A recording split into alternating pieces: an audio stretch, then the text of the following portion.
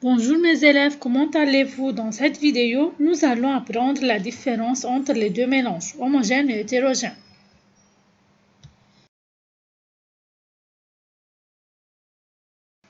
Ouvrez vos livres s'il vous plaît à la page 18 pour expliquer l'activité 10 du chapitre 1, mélange homogène ou hétérogène.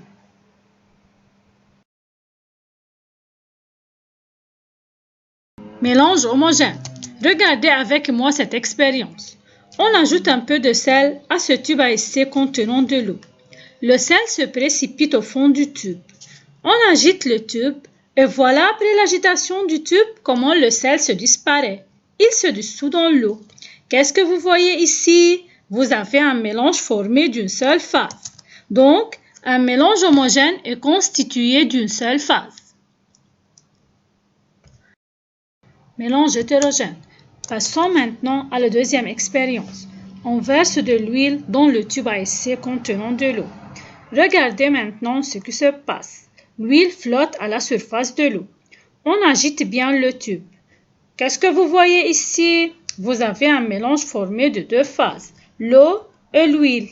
On appelle ce mélange hétérogène. Donc, un mélange hétérogène est formé de deux ou plusieurs phases visibles. On va suivre cette vidéo pour distinguer les mélanges. On verse du jus de fruits dans ce bécher. Et on ajoute de l'eau.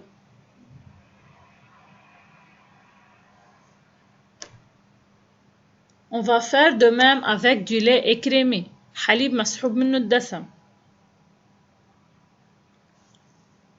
Puis on ajoute de l'eau.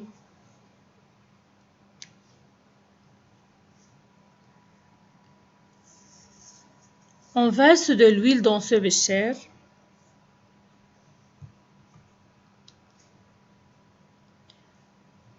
Et on y ajoute du vinaigre.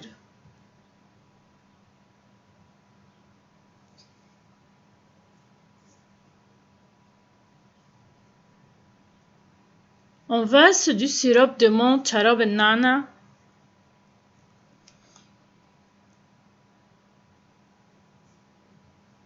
Et on y ajoute de l'eau. On verse de l'eau dans ce bécher.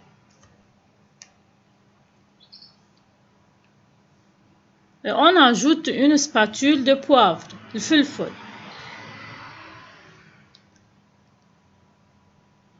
Puis on agite.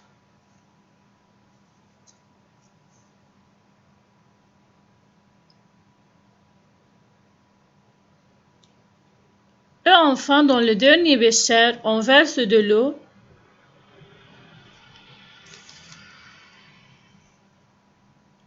À laquelle on ajoute une spatule de sucre en poudre. Puis on agite.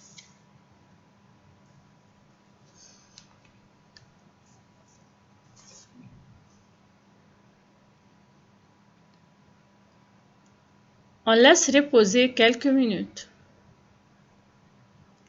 Regardez les élèves les différentes béchers. Nous pouvons classer ces mélanges en deux catégories. La première catégorie, où les constituants ne se mélangent pas parfaitement. Nous avons l'eau et le jus de fruits. Regardez bien, la pulpe de fruits se précipite au fond du bécher. Nous avons ici l'huile et le vinaigre. Le vinaigre se positionne en dessous et l'huile au-dessus. Et dans ce bécher, nous avons l'eau et le poivre. Le poivre tombe au fond du bécher. Pour ces mélanges, nous pouvons voir deux phases.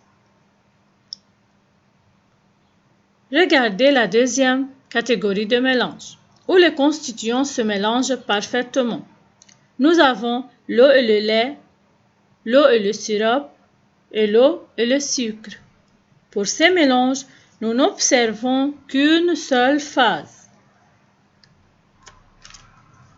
Ces deux catégories portent le nom. La première catégorie, où l'on peut distinguer à l'œil nu les différents constituants.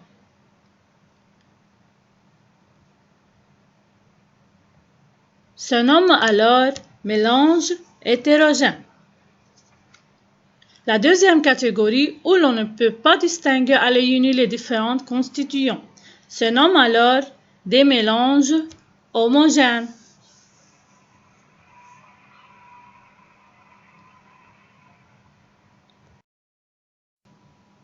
C'est tout pour aujourd'hui. Merci pour votre attention et à la prochaine fois. Au revoir.